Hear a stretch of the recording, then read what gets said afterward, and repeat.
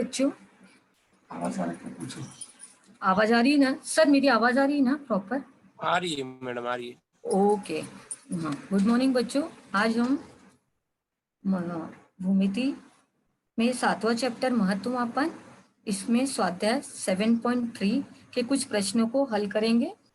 ठीक है बच्चों, तो सबसे पहले इन प्रश्नों को हल करने के लिए हमें कुछ सूत्रों की जानकारी होनी बहुत ज़रूरी है। तो हम उन सूत्रों के ऊपर थोड़ा सा ध्यान देंगे और जिन्हें हमें ध्यान में रखना भी बहुत ज़रूरी है, ताकि हम वो जो प्रश्न है उसे आसानी से हल कर पाए। तो पहला सूत्र है द्वैत्रिज्य का क्षेत्रफल। द्वैत्रिज्य के क्षेत्रफल निकालने का सूत्र है थीटा बटे 360 गुणे पाई आर का स्क्वायर, जहाँ पे जो थीटा है ये वृत्तचाप का माप है और जो आर है वो द्वैत्रिज्य की त्रिज्या है। दूसरा सूत्र है वृत्तचाप की लंबाई। इसका सूत्र होता है थीटा बटे 360 गुणे 2 पाई आर। उसके बाद है तीसरा सूत्र, फिर से द्वैत्रिज्य का क्षेत्रफल निकालने का सूत्र है और एक वृत्तचाप की लंबाई गुणे त्रिज्या बटे 2। ये जो दोनों सूत्र है द्वैत्रिज्य के क्षेत्रफल निकालने के लिए दिए गए। जब आपको वृत्तचाप की लंबाई और त्रिज्या ये दोनों चीजें दी गई रहेंगी तो आपको ये सूत्र लगाना है सवाल में और सवालों को हल करना है। ठीक है बच्चों, तो ये बहुत जरूरी है, तीनों सूत्र आप हमेशा ध्यान में रखिए ताकि आप ये उदाहरणों को, इन सवालों को आसानी से हल कर पाए। चलिए हम स्वाध्याय के कुछ प्रश्नों को हल करते हैं। सबसे पहले क्वेश्चन नंबर 8 है, इसे जरा हम रीड करके लेते हैं। रीड करने के पहले मैं ये आकृति जो दी गई है उसे शेयर करती हूँ। इस तरह से दिया गया है आपको आकृति।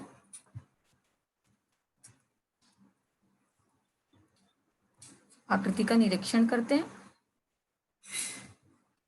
संलग्न आकृति में बिंदु O यह द्वैत्रिज्य का केंद्र है और आपको दिया गया है कोण ROQ और कोण MON बराबर 60 डिग्री। उसके बाद आपको दिया गया है OR बराबर 7 सेमी, तो हम इस तरह से दिखाएंगे इसे 7 सेमी। उसके बाद दूसरी लंबाई दी गई है OM बराबर 21 सेमी, तो हम उसे भी इधर पे आकृति में दिखाना बहुत जरूरी है ताकि आपको सवाल अच्छी तरह से समझ में आए। हो तो चाप RX³ और चाप F1N की लंबाई ज्ञात करनी है। आपको पाई का मान दिया गया ब्रैकेट में, तो जो सूत्र हम लगाएंगे उसमें पाई का मान हम क्या रखेंगे 22/7।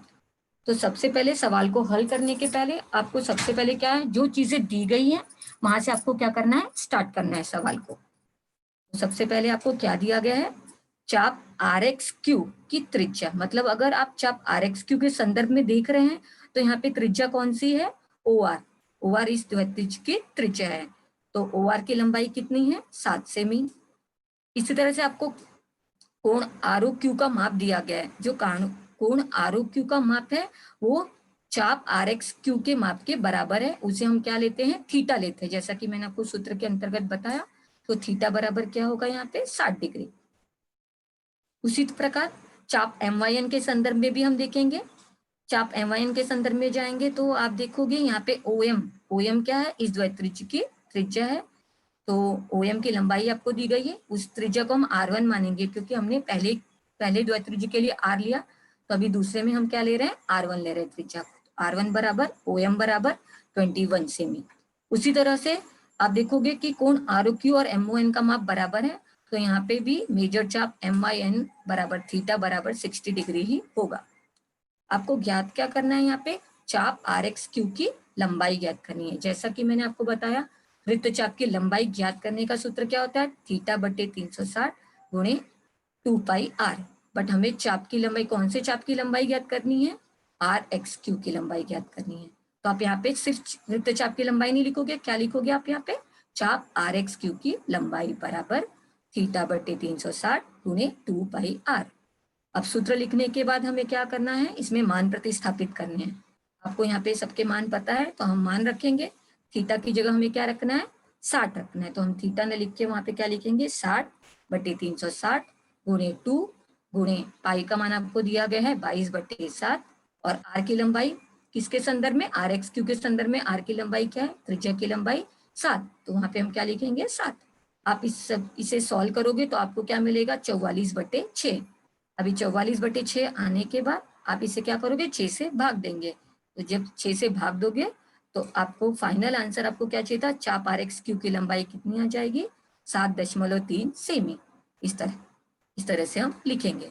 अभी आगे बढ़ेंगे, चाप एम वाई एन की लंबाई ज्ञात करें। इसी प्रकार सेम सूत्र हमें अप्लाई करना है, तो हम लिखेंगे चाप एम वाई एन की लंबाई बराबर थीटा बटे 360 गुणे 2 पाई r1, क्योंकि हमने यहाँ पे त्रिज्या क्या ली है, r1 लिया एम वाई एन के संदर्भ में। तो अब मान प्रतिस्थापित करेंगे, 60/360 गुणे 2 गुणे 22/7 गुणे r1 की लंबाई क्या दी गई है आपको, 21। तो हम क्या लिखेंगे वहां पर, 21 लिखेंगे। फिर हम इसे सॉल्व करेंगे। सॉल्व करने के बाद आपका जो फाइनल आंसर आएगा वो आएगा 22 सेमी। कैलकुलेट करेंगे, सॉल्व करेंगे तो आपको ये आंसर मिलेगा।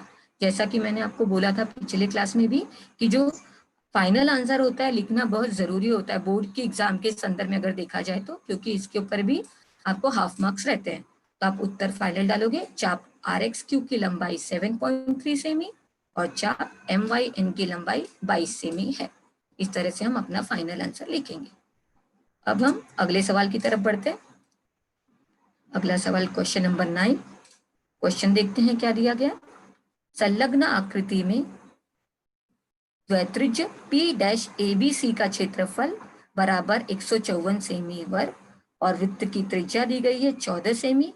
तो आपको क्या ज्ञात करना है, कोण APC का मान ज्ञात करना है और दूसरा क्या ज्ञात करना है, चाप ABC की लंबाई ज्ञात करें। तो हम क्या करेंगे, सबसे पहले आकृति देखेंगे, जो हमें आकृति दी गई है प्रश्न में, आकृति का निरीक्षण करेंगे। इस तरह से आकृति बनाएंगे हम।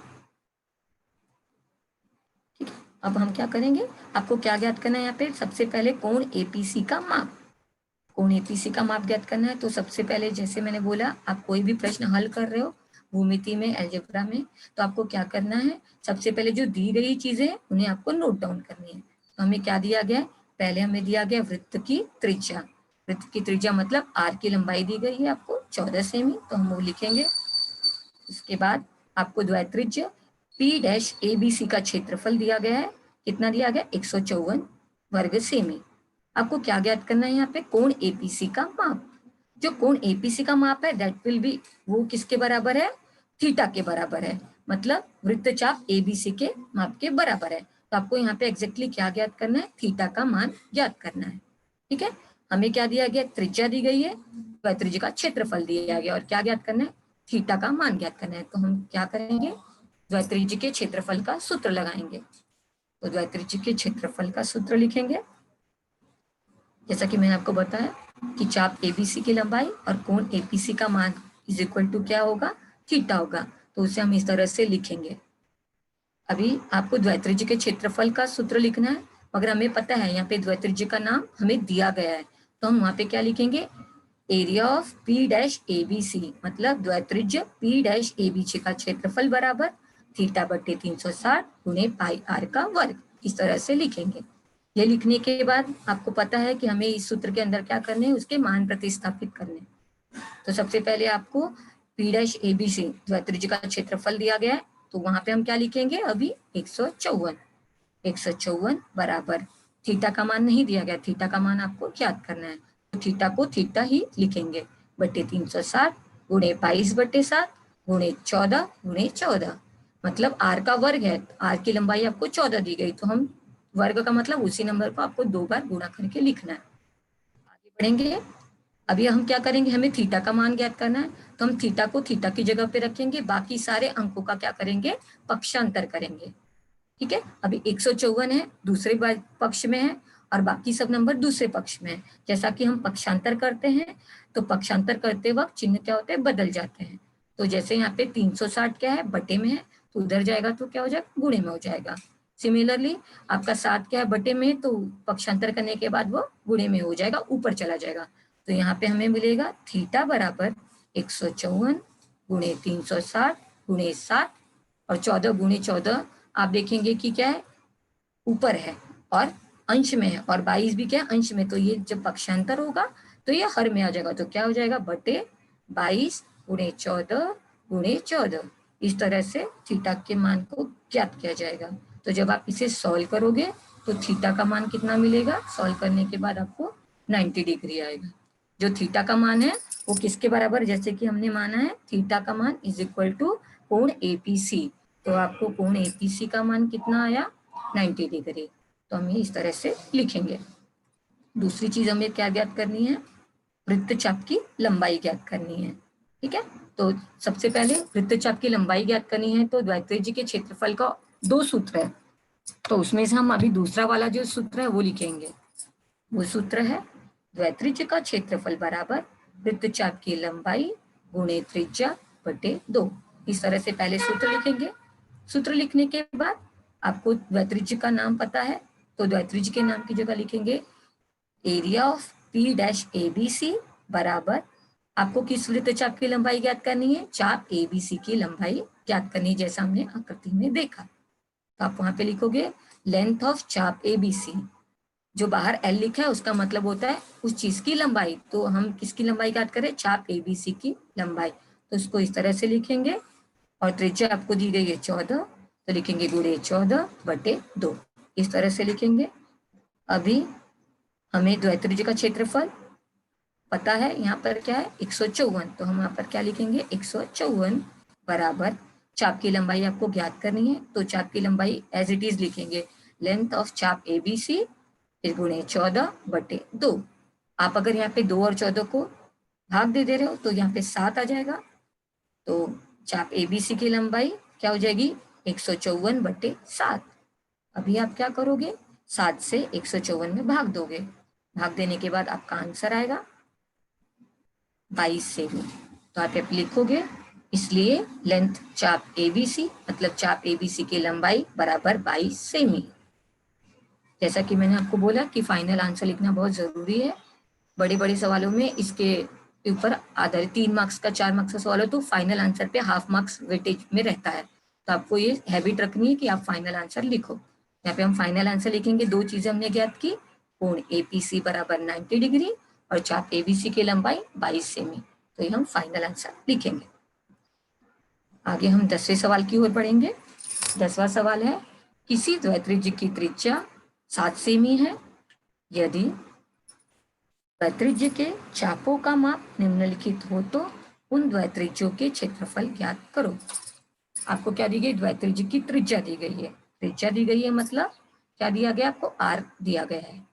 उसके बाद आपको कुछ चापों के माप दिए गए, चापों के माप मतलब थीटा का मान दिया गया है। तो सबसे पहले हम सवाल देखेंगे, 3 सवाल हैं, यहाँ पे 3 थीटा के मान दिए गए। पहला दिया है theta is equal to 30 degree, दूसरा दिया गया है थीटा बराबर 210 डिग्री और तीसरा दिया गया है थीटा बराबर 3 समकोण। तो सबसे पहले हम क्या करेंगे, हल स्टार्ट करेंगे। हल स्टार्ट करने के पहले आपको क्या चीजें दी गई हैं वो हम लिखेंगे। तो सबसे पहले आपको क्या दिया गया है, द्वित्रिज्य की त्रिज्या। द्वित्रिज्य की त्रिज्या मतलब आर बराबर कितना दिया गया 7 सेमी, हम इस तरह से लिखेंगे। अभी द्वित्रिज्य के चाप का माप मतलब थीटा, पहले सवाल के लिए क्या दिया गया 30 डिग्री, तो थीटा बराबर क्या लिखेंगे 30 डिग्री। उसके बाद आपको क्या ज्ञात करना है, द्वित्रिज्य का क्षेत्रफल। तो द्वित्रिज्य का क्षेत्रफल ज्ञात करने का सूत्र है, तो हम वो सूत्र लिखेंगे द्वित्रिज्य का क्षेत्रफल बराबर थीटा बटे 360 गुणे पाई आर का वर्ग, ये लिखेंगे। उसके बाद सूत्र लिखने के बाद हम क्या करेंगे, इसमें मान प्रतिस्थापित करेंगे। तो जैसे कि हमें थीटा का मान पता है 30 डिग्री, तो हमने थीटा की जगह क्या लिखा 30 डिग्री बटे 360, पाई का मान दिया नहीं गया है, तो अगर नहीं दिया गया है तो हम 22/7 ले सकते हैं। अगर आपको सवाल में दिया गया है तो वही वैल्यू आपको लेनी पड़ेगी। तो हम यहाँ पर क्या ले रहे हैं, पाई का मान 22/7। फिर आगे दिया है आर का स्क्वायर, आर मतलब त्रिज्या, त्रिज्या की लंबाई दी गई है आपको 7, तो आपको आर का स्क्वायर है इसलिए आप क्या लिखोगे 7 गुणे 7। अब हम इसे सॉल्व करेंगे, सॉल्व करोगे, सॉल्व करने के बाद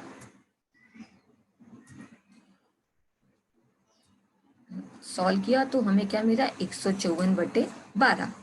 अभी अब क्या करेंगे 154/12 से भाग देंगे, तो जब आप 154 12 से भाग दोगे तो आपको आंसर आएगा 12.83 वर्ग सेमी। क्षेत्रफल है, इसके लिए हम क्या लिखेंगे, वहां पर इकाई डालेंगे वर्ग सेमी।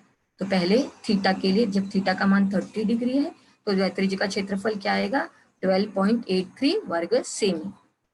अभी दूसरे के लिए जाएंगे। दूसरे में थीटा का मान क्या दिया गया आपको, 210 डिग्री। अब इस थीटा के मान के लिए हमें द्वित्रिज्य का क्षेत्रफल ज्ञात करना है।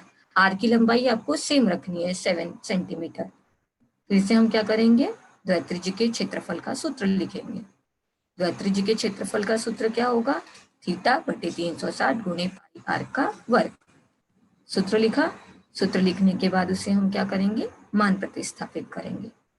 मान प्रतिस्थापित करेंगे, फिर थीटा की जगह क्या मान डालेंगे, 210 डिग्री। उसके बाद 60 गुणे 22/7 गुणे आर का स्क्वायर मतलब 7 गुणे 7, इस तरह से लिखेंगे। इसको सॉल्व करेंगे। सॉल्व किया तो आपको मिला 7 गुणे 11 गुणे 7/6। आप किसी भी तरह से इसको अपने तरीके से सॉल्व कर सकते हो। आप कोई भी छोटे नंबर से कट करके अपने तरीके से सॉल्व करके आंसर निकाल सकते हो। तो यहाँ पे आपको 7 गुणे 11 गुणे 7/6 आया। अब ऊपर की संख्याओं का हम गुणा कर देंगे। सब तीनों का गुणा करेंगे तो क्या आएगा, 539/6। तो अभी क्या करेंगे, इसमें हम 6 से भाग देंगे। 6 से भाग देंगे तो आएगा 89.833। अब ये 33 जब हम भाग देंगे तो 33 कंटिन्यू आता रहेगा। तो अप्रोक्सीमेट वैल्यू जो आएगी हम वो लिख देंगे। तो जब थीटा का मान जब 210 डिग्री है तो उस द्वित्रिज्य का क्षेत्रफल क्या आएगा, 89.83 वर्ग सेमी। तो हम फाइनल आंसर लिखेंगे, द्वित्रिज्य का क्षेत्रफल 89.83 सेमी स्क्वायर है। अभी तीसरे सवाल की ओर जाएंगे। जैसा कि मैंने आपको बोला कि त्रिज्या की लंबाई सेम है, तो आपको त्रिज्या बराबर 7 सेमी तीनों भी सवालों में सेम मान रखना है। द्वित्रिज्य के चाप का माप, थीटा का माप यहाँ पे क्या दिया गया, 3 समकोण। अभी 3 समकोण मतलब थीटा का माप तो आपको डिग्री में होना चाहिए। तो अभी 3 समकोण मतलब क्या, कि समकोण का माप मतलब क्या होता है, 90 डिग्री। तो आप यहाँ पे क्या लिखोगे, 3 गुणे 90 डिग्री। अभी 3 और 90 का गुणा किया तो आपको क्या आ जाएगा, 270 डिग्री, 270 डिग्री। तो आपको थीटा का मान कितना आ गया यहाँ पे, 270। फिर आप क्या करोगे, यहाँ पे द्वित्रिज्य के क्षेत्रफल का सूत्र लिखेंगे। द्वित्रिज्य के क्षेत्रफल का सूत्र सेम वही सूत्र फिर से हमें अप्लाई करना है, थीटा बटे 360 गुणे पाई आर का वर्ग। इस तरह से हम सूत्र लिखेंगे। सूत्र लिखने के बाद फिर से हमें क्या करना है, इसमें मान प्रतिस्थापित करना है। मान प्रतिस्थापित करते वक्त क्या चीज ध्यान में रखनी है, थीटा का मान क्या डालना है हमें, 270 डिग्री।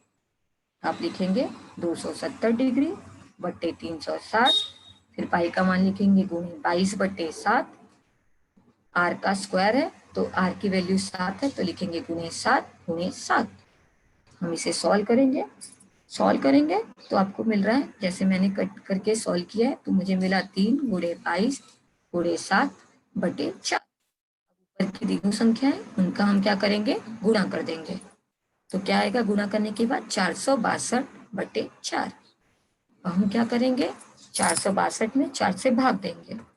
अब जब भाग देंगे तो आपको आपका आंसर मिल जाएगा। तो यहाँ पे आपको आंसर क्या है, 115.5 वर्ग सेमी। हम अपना फाइनल आंसर लिखेंगे।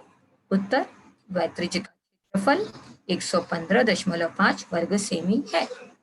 इस तरह से अपना ये सवाल कंप्लीट हुआ, मतलब क्वेश्चन नंबर 10 हमने कंप्लीट किया। अभी हम 11वें क्वेश्चन की ओर बढ़ेंगे। 11वां क्वेश्चन दिया गया आपको, लघु द्वित्रिज्य का क्षेत्रफल 3.85 वर्ग सेमी तथा उसके संगत केंद्रीय कोण का माप 36 डिग्री हो तो वृत्त की त्रिज्या ज्ञात करो। मतलब आपको यहाँ पर क्या ज्ञात करना है, त्रिज्या ज्ञात करनी है, मतलब आर का मान ज्ञात करना है। तो अभी हम सबसे पहले जो चीजें दी गई है वो लिखेंगे।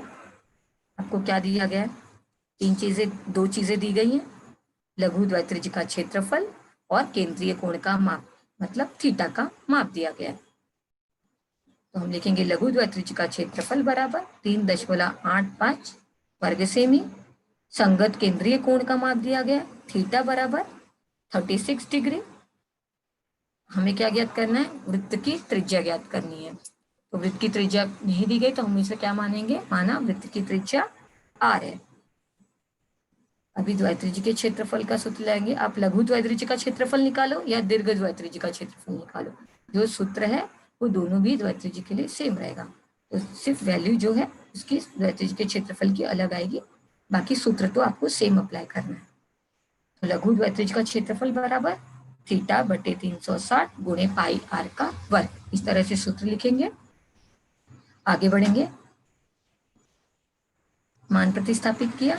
लघु द्वैत्रिज्य का क्षेत्रफल आपको सवाल में दिया गया था 3.85 वर्ग सेमी, तो हमने क्या किया, वहां पे 3.85 डाला मान प्रतिस्थापित करते हुए। उसके बाद 36 आपको केंद्रीय कोण का माप मतलब थीटा का माप दिया गया था 36 अपॉन 360, पाई का मान है 22/7 गुणे आर का वर्ग, इस तरह से लिखेंगे। अभी आपको क्या करना है, यहाँ पे आर का वर्ग मतलब आर की लंबाई आपको ज्ञात करनी है। तो आप सबसे पहले क्या करेंगे, यहाँ पे मैंने शॉर्ट किया 0 से 36 से भाग दे दिया 360 में, तो क्या होगा 36 एक बार में जाएगा, ऊपर 1 आ जाएगा, नीचे कट किया तो 10 आ गया, इंटू 22/7 गुणे आर का वर्ग, इस तरह से। अभी नेक्स्ट स्टेप में आप देखेंगे आर का स्क्वायर अपनी जगह पे रखा हुआ है और बाकी सब जो नंबर है उनका हम क्या करेंगे, पक्षांतर करेंगे। तो 3.85 पक्षांतर करके 10 और 7 जब उस साइड में जाएगा, जब पक्षांतर करने के पहले ही क्या था, बटे में था, जब पक्षांतर किया तो क्या हो जाएगा, गुणे में हो जाएगा। तो 3.85 गुणे 10 गुणे 7, और जब 22 ऊपर था तो जब हमने पक्षांतर किया तो क्या हो जाएगा, बटे में हो जाएगा। इस तरह से हम क्या करेंगे, आर का वर्ग बराबर 3.85 गुणे 10 गुणे 7 बटे 22, इस तरह से लिखेंगे। अभी हम इसे सॉल्व करेंगे।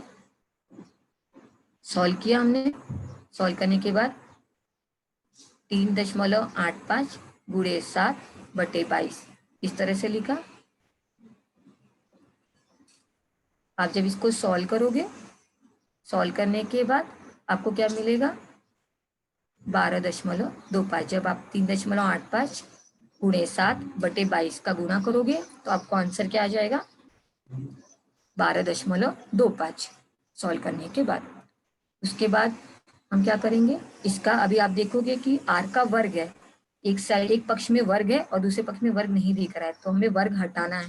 जब हम वर्ग हटाएंगे तभी आर का मान आएगा।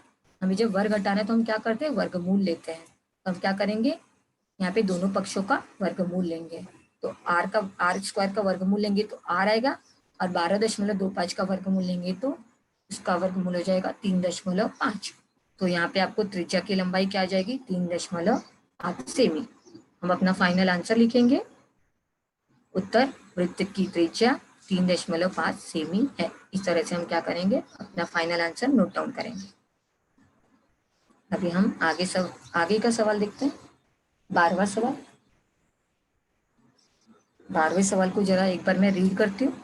संलग्न आकृति में चतुर्भुज PQRS एक आयत है, PQ बराबर 14 सेमी, QR बराबर 21 सेमी हो तो आकृति में दर्शाए अनुसार X, Y और Z इस प्रत्येक भाग का क्षेत्रफल ज्ञात करना है। तो सबसे पहले इसके लिए हमें आकृति को जानना बहुत जरूरी है कि प्रकार से दी गई है। जैसा कि आपको PQRS एक आयत दिया गया है, तो हमने आयत दिखा है, यहाँ पे नाम दिया उसको PQRS। उसके बाद आपको आकृति में दर्शाए अनुसार 3 भाग दिए गए, उनको तीनों भागों को नाम दिया गया है। पहला भाग दिया गया जो X, दूसरा भाग दिया गया Y और तीसरे भाग को नाम दिया गया Z। हमें क्या करना है, इस प्रत्येक भाग का क्षेत्रफल ज्ञात करना है। आप जब इस भाग को देखोगे तो इस किस तरह का भाग है, जो भाग X है या भाग Y है, भाग Z है, ये क्या है, द्वैत्रिज्य है। तो इसका मतलब हमें क्या ज्ञात करना है, यहाँ पे द्वैत्रिज्य का क्षेत्रफल ज्ञात करना है, भाग X के लिए, भाग Y के लिए और भाग Z के लिए हमें क्षेत्रफल ज्ञात करना है। तो सबसे पहले हमें क्या दिया गया, चतुर्भुज PQRS एक आयत है, भुजाओं की लंबाई दी गई है, PQ बराबर 14 सेमी और QR की लंबाई दी गई है 21 सेमी। ये नोट डाउन करेंगे। आकृति में दर्शाए अनुसार हमने M और N बिंदु लिया। अभी जो भाग X है और भाग Y है, जैसे मैंने आपको बोला ये दोनों द्वैत्रिज्य है, आपको इसका क्या करना है, क्षेत्रफल ज्ञात करना है। इसका मतलब आपको भाग X के लिए द्वैत्रिज्य का क्षेत्रफल ज्ञात करना है और भाग Y के लिए भी आपको द्वैत्रिज्य का क्षेत्रफल ज्ञात करने का सूत्र लिखना है। तो सबसे पहले हम क्या करेंगे, भाग x के लिए लिखेंगे। सबसे पहले भाग x के लिए जो आप देखोगे, जो आयत की जो ये PQ ये भुजा है, ये इस द्वित्रिज्य के लिए उसकी क्या होगी, त्रिज्या होगी। तो हम लिखेंगे त्रिज्या r बराबर PQ बराबर 14 सेमी। मेजर चाप PM या जो केंद्रीय कोण का माप और जो ये चाप है उसमें जो केंद्रीय कोण का माप और जो चाप जिसके अंदर आता है उन दोनों का माप बराबर होता है। तो आपको मेजर चाप PM और कोण PQ है, दोनों भी क्या है, इज इक्वल टू थीटा है। और यहाँ पे आपको इस कोण का माप दिया गया है, मतलब थीटा का मान कितना दिया गया है, 90 डिग्री। तो हम ये लिखेंगे। और द्वित्रिज्य भाग x का क्षेत्रफल निकालना है। सूत्र तो हमें द्वित्रिज्य के क्षेत्रफल का लिखना है, थीटा बटे 360 गुणे पाई r का वर्ग। सूत्र लिखा। जैसा कि आपको पता है, सूत्र लिखने के बाद क्या करना है, हमें उसमें मान प्रतिस्थापित करना है। तभी हम मान प्रतिस्थापित करेंगे। थीटा की वैल्यू क्या रखेंगे, 90 बटे 360, पाई का मान 22 बटे 7 गुणे r स्क्वायर है। r की लंबाई क्या है इसमें, 14, तो 14 गुणे 14 करेंगे। सॉल्व किया तो 11 गुणे 14, मैंने जब इसको कैलकुलेट किया, ये जो हमने लिखा ना, इसे जब मैंने कैलकुलेट किया तो मुझे फाइनली ये नंबर्स मिले 11 गुणे 14। 11 गुणे 14 का गुणा किया मैंने तो क्या आया, 154 वर्ग सेमी क्षेत्रफल है। तो हमें भाग x के लिए द्वित्रिज्य का क्षेत्रफल कितना आ गया, 154 वर्ग सेमी। अभी क्या करना है आपको दूसरे भाग के लिए, मतलब भाग एक मिनट, आपको आकृति दे, भाग y के लिए आपको क्या करना है, द्वित्रिज्य का क्षेत्रफल ज्ञात करना है। अब देखेंगे कि भाग y में अगर आप देखेंगे तो त्रिज्या कौन सी है, mr क्या है, उसकी त्रिज्या है, बट नहीं पता है। तो हम पहले सबसे क्या करेंगे, mr की वैल्यू ज्ञात करेंगे। तो आप जैसे देखेंगे कि आपको qr की लंबाई पता है, qr की लंबाई पता है, तो उसके थ्रू हम क्या करेंगे, जो qm है और जो pq है वो दोनों क्या है, वृत्त की त्रिज्याएं हैं। तो जब qm और pq की लंबाई क्या हो जाएगी, 14 सेमी। एक ही वृत्त की त्रिज्याएं क्या होती है, सर्वांग सम होती है। जब आप qm mr, तो आपको टोटल क्या मिल रहा है, qr मिल रहा है। एक बार हम आकृति वापस से देखते हैं ताकि आपको वो चीज क्लियर हो जाए। qmr है, एक रेखा पे है, तो जब qm और mr दोनों आप क्या कर रहे हो, जोड़ दे रहे हो, तो आपको क्या मिलेगा, qr मिलेगा। ठीक है, तो आपको उस तरह से इसका आंसर ज्ञात करना है। तो qm प्लस mr करना है। ठीक है, qm की लंबाई 14 है तो 14 लिखा, प्लस mr बराबर qr की लंबाई हमें पता है कितनी है, 21 सेमी है। अभी क्या करेंगे, अब पक्षांतर करेंगे, तो mr की वैल्यू क्या हो जाएगी, 21 माइनस 14, 21 में से 14 घटाया तो आपको क्या आ जाएगी, mr की लंबाई 7 सेमी। अब भाग y के लिए आपको क्या करना है, लिखना है जो डिटेल्स दी गई है, क्या क्या इन्फॉर्मेशन लगने वाली है आपको यहाँ पे, त्रिज्या, तो त्रिज्या को हमने r1 मान लिया, क्योंकि पहले भाग के लिए मैंने r लिया था, तो सेकेंड भाग के लिए मतलब y भाग के लिए मैंने r1 लिया। तो त्रिज्या r1 बराबर mr बराबर 7 सेमी। इसी तरह से इसके कोण के लिए मेजर चाप mn बराबर कोण mrn बराबर, इसको थीटा की जगह हमने θ1 लिया, क्योंकि दूसरे भाग के लिए रहे तो θ1 ये वर्ड यूज किया। θ1 बराबर सेम है 90 डिग्री। फिर क्या करेंगे हम, द्वित्रिज्य भाग y का क्षेत्रफल ज्ञात करने के लिए सूत्र लिखेंगे। यहाँ पे इसी सूत्र में आप सिर्फ थीटा की जगह θ1 और r की जगह r1 डाल देंगे, तो θ1 बटे 360 गुणे पाई r1 का स्क्वायर, इस तरह से हम लिखेंगे। फिर क्या करेंगे, हम मान प्रतिस्थापित करेंगे। मान प्रतिस्थापित क्या करना है आपको, θ1 की जगह क्या डालना है, 90 डिग्री, और r1 की जगह क्या डालना है, 7 सेमी। तो हम वो मान रखेंगे, लिखेंगे आप 90 बटे 360 गुणे 22 बटे 7 गुणे 7 गुणे 7, इस तरह से लिखेंगे। अगर आप देखेंगे तो आप जो 90 बटे 360 इसको आप कट कर सकते हैं, 0 से 0 कट हुआ, 9 बटे 36 हुआ, 9 से 36 में भाग देंगे तो 9 एकम 9 और नीचे क्या आ जाएगा 4। फिर अगर आप आगे भी सॉल्व करेंगे तो 7 से 7 कटेगा, तो एक सिंगल 7 बचेगा ऊपर, और जब भाग देंगे तो 2 दूनी 4 और ऊपर 22 को भाग देंगे 2 से तो 11, तो 11 और 7 बचा ऊपर और नीचे क्या बचा 2, तो 11 सते 77 बटे 2, 77/2। इसे हम सॉल्व करेंगे, मतलब 2 से भाग देंगे 2 से भाग देने के बाद आपको क्या मिलेगा 38.5 वर्ग सेमी। क्षेत्रफल है तो हम इकाई क्या यूज करते हैं, वर्ग सेमी। आगे आपको क्या करना है, आपको z का भी क्षेत्रफल ज्ञात करना है। जैसा कि अब आकृति हम देखेंगे तो आकृति में आपको दिया गया है कि x का निकाला हमने, y का निकाला, ये हमें क्या करना है, z का निकालना है। तो z का दिखाने के लिए मैं एक बार वापस से आपको ले जाती हूँ ताकि आपको जल्दी से रिकेप करती हूँ इसका। देखिए ये जो दी गई है आकृति, इसमें आपने x का निकाला, y का निकाला। ये जो z है वो द्वित्रिज्य नहीं है, तो हमें x पोर्शन का माप आ गया, y का मान आ गया। अगर आप टोटल देखोगे तो वो क्या है, आयत है। तो हम क्या करेंगे, आयत का क्षेत्रफल अगर हम ज्ञात कर लेते हैं, ठीक है, और उसमें x और y का जो क्षेत्रफल है उसे हम घटा देते हैं, तो ये दोनों भाग चले गए, तो कौन सा भाग बच जाएगा, बस z। तो भाग z का क्षेत्रफल आ जाएगा। तो इसके लिए हमें क्या करना पड़ेगा, भाग z का क्षेत्रफल ज्ञात करने के लिए हमें सबसे क्षेत्रफल ज्ञात करना पड़ेगा। जैसा कि आपको पता है आयत का क्षेत्रफल ज्ञात करने का सूत्र होता है लंबाई गुणे चौड़ाई, आपको ये चीजें पता है। तो आप देखोगे इसमें आपकी लंबाई क्या दी गई है, वो हम लिखेंगे क्षेत्रफल बराबर लंबाई गुणे, तो आयत का नाम दिया गया तो हम लिखेंगे आयत का क्षेत्रफल मतलब एरिया ऑफ चतुर्भुज PQRS बराबर लंबाई आपको QR है और चौड़ाई आपकी PQ दी गई। जैसा हम आकृति का निरीक्षण किए तो उसमें आपको लंबाई और चौड़ाई समझ में आ जाएगी। उसके बाद हम क्या करेंगे, लंबाई QR की लंबाई आपको दी गई है 21 और PQ की लंबाई आपको दी गई है 14 सेमी। हम क्या करेंगे, फिर वहां पे लिखेंगे 21 इंटू 14। अभी हम क्या करेंगे, 21 इंटू 14 का गुणा कर देंगे। तो गुणा करने के बाद जो आंसर क्या आया आपका 294। तो 294 वर्ग सेमी, ये क्या है, आयत PQRS का क्षेत्रफल है। अभी हमें क्या ज्ञात करना है, भाग z का क्षेत्रफल ज्ञात करना है। जैसे मैंने आपको बोला कि भाग z का क्षेत्रफल ज्ञात करने के लिए आपको क्या करना है, आयत के क्षेत्रफल में से भाग x का क्षेत्रफल और भाग y का क्षेत्रफल क्या करना है, हमें घटाना है।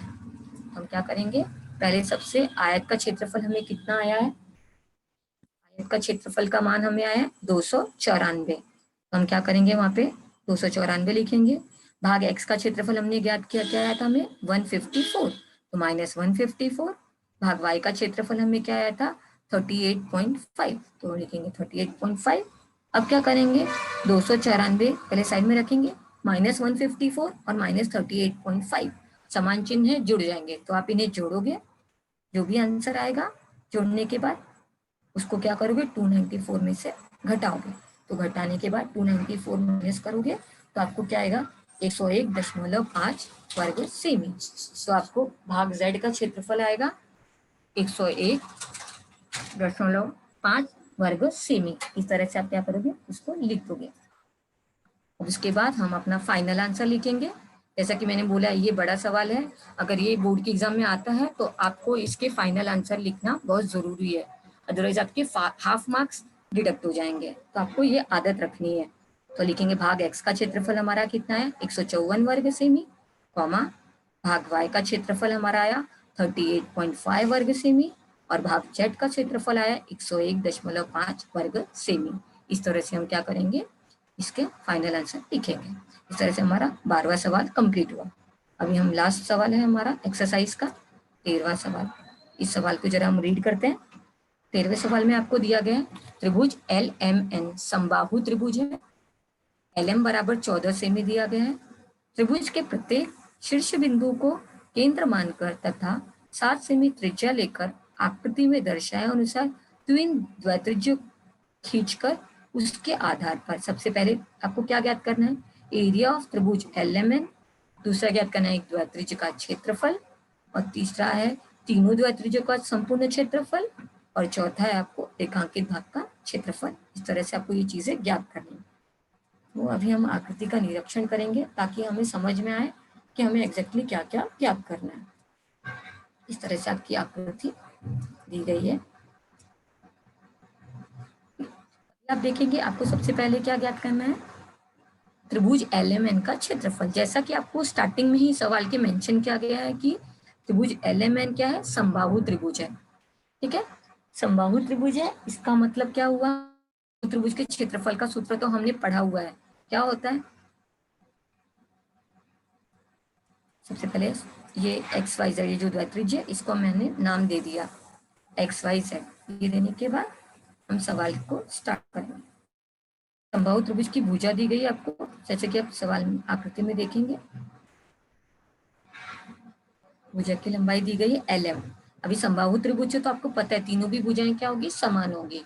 तो यहाँ पे अगर LM की लंबाई 14 सेमी है तो तीनों भी भुजाओं की लंबाई सेम रहेगी। तब क्या करोगे, लिखोगे त्रिभुज LMN समबाहु त्रिभुज है। समबाहु त्रिभुज की भुजा बराबर LM बराबर 14 सेमी दी गई है। आपको समबाहु त्रिभुज के क्षेत्रफल का सूत्र पता रहेगा, हमने 9वीं कक्षा में 8वीं कक्षा में ये सूत्र पढ़े हुए हैं। तो समबाहु त्रिभुज का क्षेत्रफल बराबर होता है करनी में 3/4 गुणे भुजा का स्क्वायर। अब हम क्या करेंगे, इसमें मान प्रतिस्थापित करेंगे।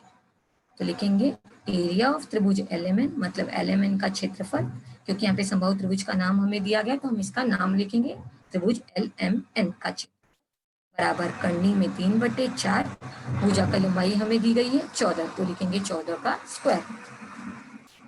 उसके बाद करनी में 3/4, 14 का वर्ग किया है, तो 14 का वर्ग किया तो क्या मिलता है 196, तो वो लिखेंगे अगले स्टेप में। अभी आपको क्या करना है, 4 से अगर मैंने भाग दे दिया 196 में तो मुझे क्या आया 49। आप देखेंगे यहाँ पे करनी में 3 का मान आपको सवाल के अंदर दिया गया, तो हम सवाल में आपको करनी में 3 का मान दिया गया 1.732, तो हम क्या करेंगे, अभी करनी में 3 की जगह क्या लिखेंगे 1.732 गुणे 49, इन दोनों का हम गुणा करेंगे तो आपको त्रिभुज LMN का क्षेत्रफल आएगा 84.868। आप इसको राउंड फिगर अप्रोक्सीमेट वैल्यू करेंगे, जैसा कि अब तीसरे नंबर पे दशमलव के बाद क्या है 8 है, क्योंकि 4 से बड़ा नंबर है तो आप अगले वाले को 1 बढ़ा सकते हैं, तो क्या हो जाएगा ये 84.87 वर्ग सेमी। इस तरह से हम अप्रोक्सीमेट वैल्यू इसकी लिखेंगे। आपको त्रिभुज LMN का क्षेत्रफल आया 84.87 वर्ग सेमी। अभी आपको दूसरा क्या याद करना है, द्वित्रिज्य का क्षेत्रफल। तो हम कोई भी एक, जैसा कि समबाहु त्रिभुज है तो कोई भी अगर एक हम ज्ञात करते हैं द्वित्रिज्य का क्षेत्रफल तो तीनों का भी क्या होगा, सेम हो जाएगा। तो मैं पहले पार्ट के लिए ज्ञात करूंगी द्वित्रिज्य L' के लिए ज्ञात करूंगी। यहाँ पे त्रिज्या आपको क्या दी गई है 7 सेमी दिया गया।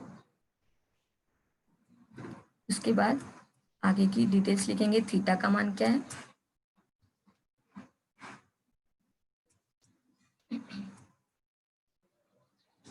थीटा का माप है यहाँ पे मेजर चाप XZ, मतलब कोण XLZ का माप है 60 डिग्री, क्योंकि आपको पता है कि समबाहु त्रिभुज के तीनों कोण सर्वांगसम होते हैं और उसके कोण के माप 60-60 डिग्री होते हैं।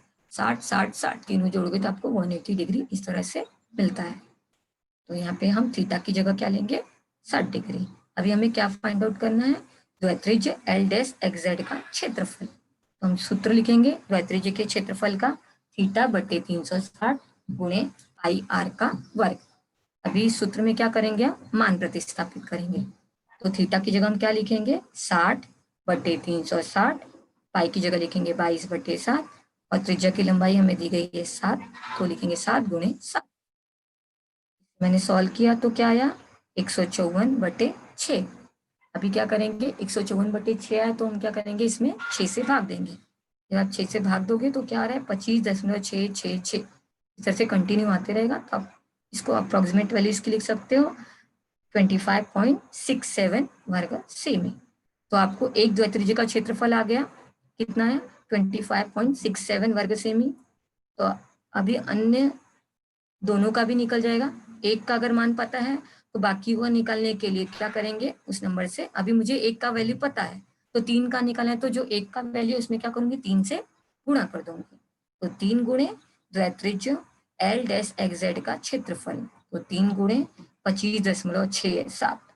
अभी 3 से गुणा करेंगे इसमें तो आपको क्या आएगा 77.01 वर्ग सेमी, मतलब 77.01 वर्ग सेमी। तो आपको तीनों द्वित्रिज्यों का क्षेत्रफल आ गया, संपूर्ण क्षेत्रफल 77.01 सेमी। अभी आपको क्या ज्ञात करना है, यहाँ पे रेखांकित भाग का क्षेत्रफल ज्ञात करना है। अभी एक बार हम जरा आकृति की ओर जाते हैं, तुरंत रिकेप लेती हूँ जरा ताकि आपको ध्यान में आ जाए हम क्या कर रहे थे।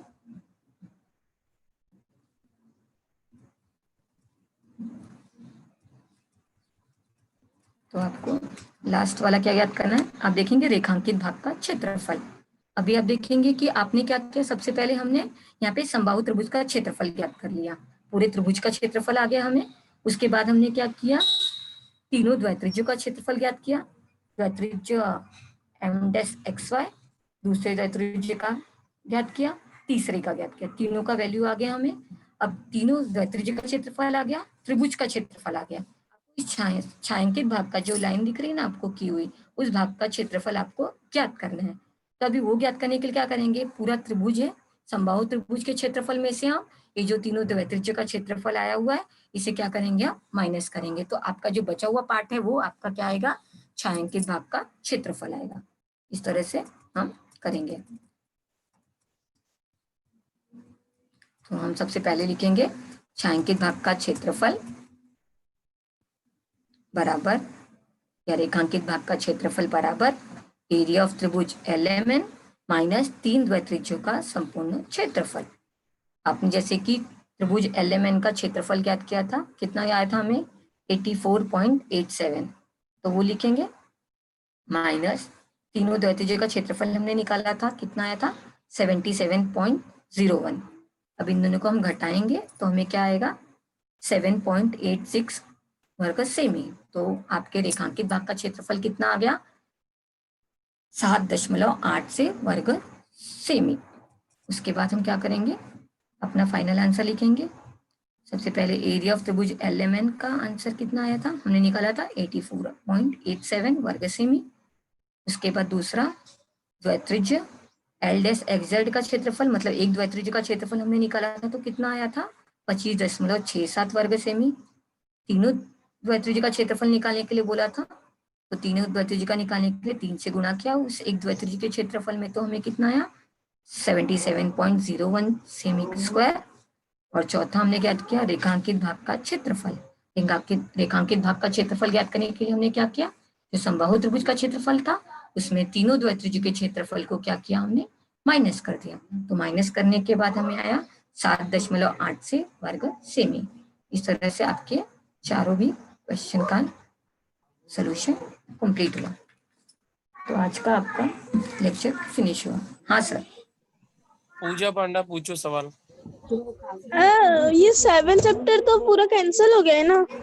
हाँ बेटा कैंसिल हो गया, बट क्या हुआ ना, अभी जस्ट पता चला 1-2 दिन पहले, और ये जो टाइम टेबल था ना आप लोगों का, काफी टाइम पहले से प्रिपेयर कर दिया गया था। तो फिर आपको अभी ये तो आपके लिए हमेशा के लिए हो गया, आगे जब बच्चे आएंगे तो उनको भी रिफर करने के लिए काम आएगा, इसके लिए लेक्चर कंटिन्यू किया गया।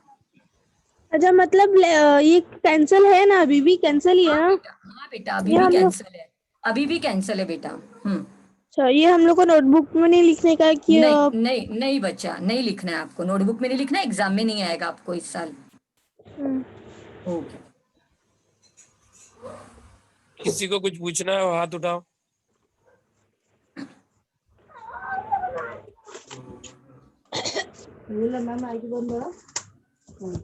Okay madam, thank you madam. Okay sir, thank you.